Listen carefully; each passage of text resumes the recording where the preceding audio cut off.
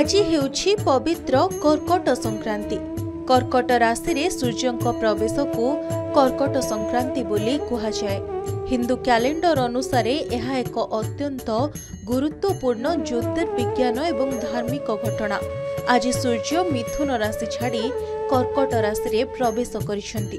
एही दिन ठारो सूर्य उत्तरायण रु दक्षिणायन को गति करिबा आरंभ करंती। जो राशि रे सूर्य गमनागमन करंती सेही राशिर नाम अनुसार संक्रांति पड़िथाए। आउ एबे चलीछि चतुर्मास। आम हिंदू धर्म रे चतुर्मासर बहुत गुरुत्व रहिछि। एही समय रे भगवान विष्णु जोग निद्रा रे जांती। आषाढ़ मास शुक्ल पक्ष एकादशी ठारू एही समय आरंभ होई कार्तिक मास एकादशी तिथि पर्यंत चली थाए। तेणु एही समय रे मनुष्य उत्तम रूपे धर्म आचरण करबा उचित। सेथिपाई शास्त्र रे कहा जाइछि जे मनुष्य चतुर्मास पालन करे से परम गति प्राप्त हुए। हिंदू धर्म रे एही 4 मास को तपस्यार मास बोली मध्य कहा जाए। विश्वास रही जे एही दिन भगवान विष्णु गभीर निद्रा को चली जाती।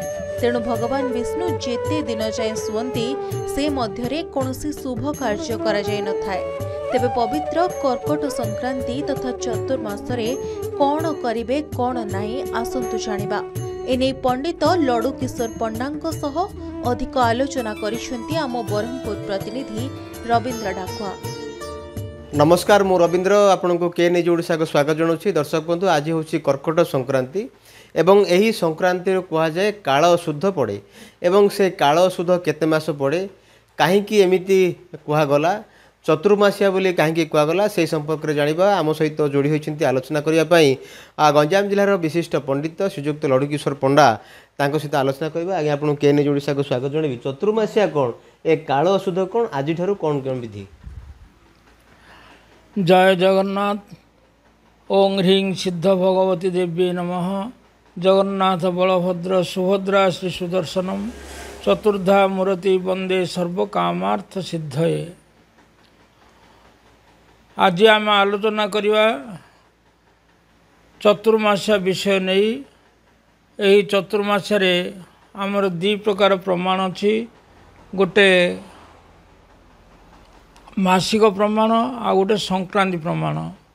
मास विषय जदि नेबा आमर गोटे हूँ सौर मास संक्रांति टू संक्रांति गणना, आ गोटे हूँ चांद्रमास पूर्णमी टू पूर्णमी गणना। आमर चांद्रमास हिसाब रे पूर्णमी टू पूर्णमी गणना हिसाब रे आमर आषाढ़ मास शुक्ल एकादशी ठारू चतुर्मास आरंभ होगा। आपको कह जाए हरिशयन एकादशी।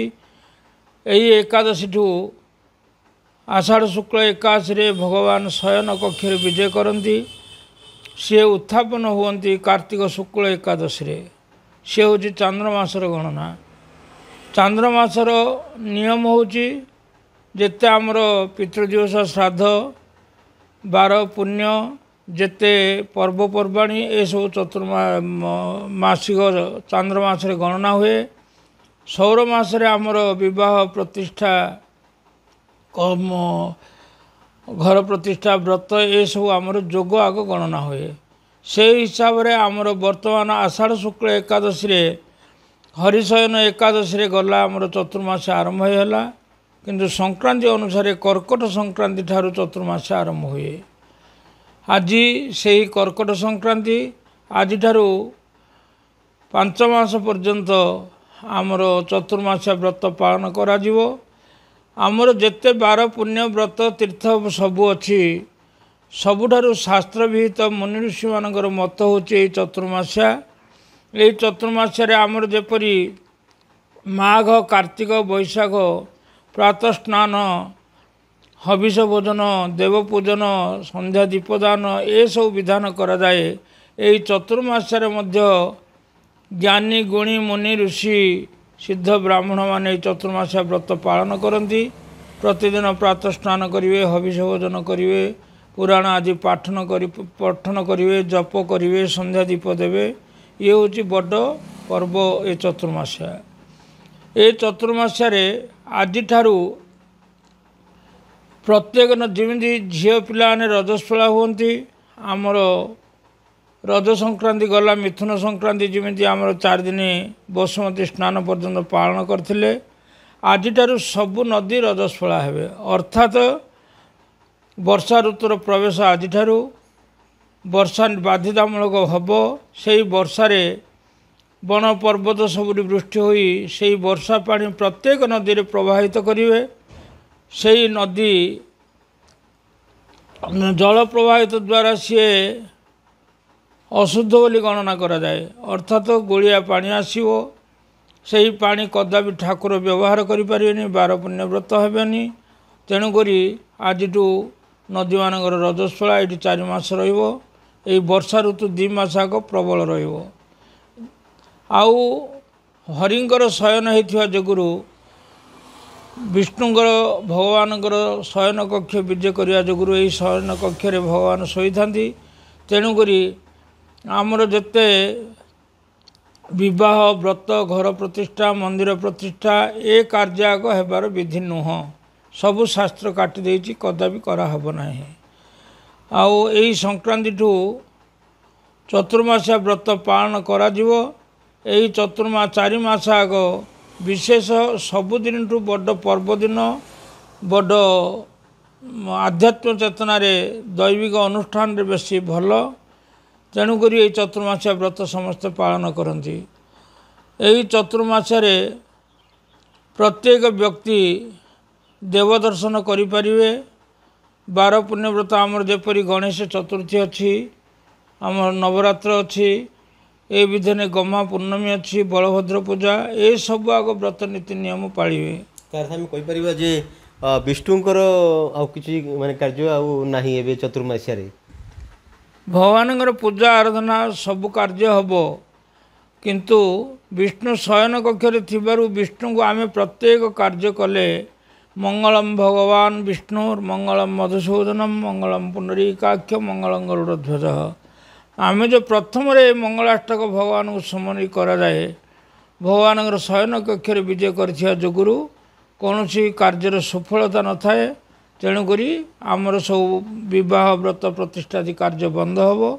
किंतु तिथि बार नक्षत्र पितृश्राद्ध ए सब आग आमर कार्यक्रम हम आमर जेपरी विद्यारंभ हो वाणिज्यकरण हम नौका चालन हम ए सब अनुष्ठान सब हम आउ गणेशंकर जन्म तिथि गणेश चतुर्थी हम दुर्गांगर महोत्सव नवरात्र हम बलभद्रंकर जन्म गम्हा पूर्णमी हम आउ ये सब नीति नियम यही 4 मास पालन हम अर्थात आषाढ़ शुक्ल एकादशी कार्तिक शुक्ल एकादशी पर्यंत चतुर्मास्या रहे मात्र लोकंर भ्रम धारणा अच्छी भूल धारणा अच्छी चतुर्मास्या बोली ना ये चतुर्मास्या किसी काम करना किंतु विवाह व्रत प्रतिष्ठा छड़ा आ बाकी सब काम चतुर्मास्या हम कहीं आम आ गए देखिए ये चतुर्मास्या भितर आपंकर श्रावण मास पड़ी शिवंकर मास समस्ते प्राय धार्मिक कार्य प्राय विनियोग होता आम निश्चित भाव कहवा जदि चतुर्मास्या रही किंतु अत्यंत गुरुत्वपूर्ण ये चतुर्मास्या ये चतुर्मास्या गुरुत्वपूर्ण हुए वर्तमान आमर चली बोल बम बोलिकी आमर प्रत्येक जगार नदी पानी नहीं शिव उपर अभिषेक करती किंतु शास्त्र विहित नुह शास्त्र विहित कोटा ना आमर गंगा नदी अच्छा कावेरी नदी अच्छा जमुना नदी अच्छा गोदावरी नदी अच्छा से मासरे वर्षा जल प्रवाहित से नदी रे हेले सुद्धा से पानी अशुद्ध रहे ना किंतु आमर आवागी जिते नदी अच्छी समस्ते देखिए प्रति सोमवार पानी आने समय गोलिया पानी हो विभिन्न अस्करा भासी आसुव तेणुक से पानी देवता को देवार विधिवाद विधि नुहे चतुर्मास्या यही जल तुम गंगा नदी प्रवाहित जल गंगा नदी अशुद्ध नुह आनीपर बा कूप जल बा बंध जल एम तीर्थ जल आनीपर नले नदी तुम चुआ कर जल आनीपर किंतु प्रवाहित जल विधि नुह आई चतुर्मास्या विशेष पर्वपर्वाणी रही देखंतु आमर श्रावण मास हूँ अभिषेक मास जेहेतु देवता माने वर्षा करी आम तो खाली मंदिर शिव मंदिर जाइरी शिव को अभिषेक करी भावना नुह शिव सबुठारे परिपूर्ण जेहेतु ବଣ ପର୍ବତ ନଦୀ ନାଳ ବୃକ୍ଷ ଲତା କାଷ୍ଠ ପାଷାଣ ସବୁଠି ଶିବ ରହିଛନ୍ତି। ଏହି ଶିବଙ୍କର ଆରାଧନା କରିବା ପାଇଁ ଦେବତାମାନେ ପ୍ରତି ଆକାଶରୁ ବର୍ଷା କରନ୍ତି। ସେହି ଆକାଶ ଜଳକୁ ଆକାଶ ଗଙ୍ଗା ବୋଲି କୁହାଯାଏ। ତେଣୁକରି ଏହି ଶ୍ରାବଣ ମାସରେ ବୃକ୍ଷରୋପଣ କରିବା, ଜଳଦାନ କରିବା ଆଉ ଶିବାଭିଷେକ କରିବା ବିଶେଷ ଫଳପ୍ରଦ ହୋଇଥାଏ। ସବୁ ଦେବତାମାନେ ଏ ମାସରେ ଶାନ୍ତି ହୁଅନ୍ତି। ତେଣୁକରି ଏ ମାସରେ ଶ୍ରାବଣ ମାସରେ ଯେପରି ଆମର ଗହ୍ମା ପୂର୍ଣ୍ଣମୀ ଅଛି, ପ୍ରତି ସୋମବାର ଶିବଙ୍କର ବ୍ରତ ଉପାସନା ଅଛି। ଆଉ ଭଗବାନଙ୍କର ଚିତ୍ତା ଲାଗି ଅମାବାସ୍ୟା ହେଇଛି। ଭାଦ୍ରବ ମାସରେ ଦେଖିବେ, ଭାଦ୍ରବ ମାସରେ ଜନ୍ମାଷ୍ଟମୀ ଅଛି ଆଉ ରାଧାଷ୍ଟମୀ ଅଛି। ଭାଦ୍ରବ ମାସରେ ମଧ୍ୟ ଭାଗବତ ଜନ୍ମ, ଭାଗବତ ଗ୍ରନ୍ଥ ବ୍ୟାସଦେବ ରଚନା କରିଥିଲେ। ସେମିତି ଆଶ୍ୱିନ ମାସରେ ଆମେ ଯଦି ଦେଖିବା ଗଣେଶ ଚତୁର୍ଥୀ ମଧ୍ୟ ରହିଛି। ରକ୍ଷା ପଞ୍ଚମୀ ରହିଛି। ସେପରି ଆମର ଆଶ୍ୱିନ ମାସରେ ମଧ୍ୟ ଆପଣମାନେ ଦେଖିବେ ବିଶେଷ ପର୍ବ ହେଉଛି ପିତୃମାନଙ୍କର ଶ୍ରାଦ୍ଧ ପର୍ବ। 15 ଦିନ ପିତୃମାନେ ଆସନ୍ତି। ଶ୍ରାଦ୍ଧ ଦ୍ୱାରା ସେମାନେ ଆନନ୍ଦ ହୁଅନ୍ତି, ଆଶୀର୍ବାଦ ଦିଅନ୍ତି। ଯେହେତୁ ପିତୃଶ୍ରାଦ୍ଧ ଦ୍ୱାରା ଧନଧାନ୍ୟାଦି ମହତ ଐଶ୍ୱର୍ଯ୍ୟ ପ୍ରାପ୍ତ ହୋଇଥାଏ।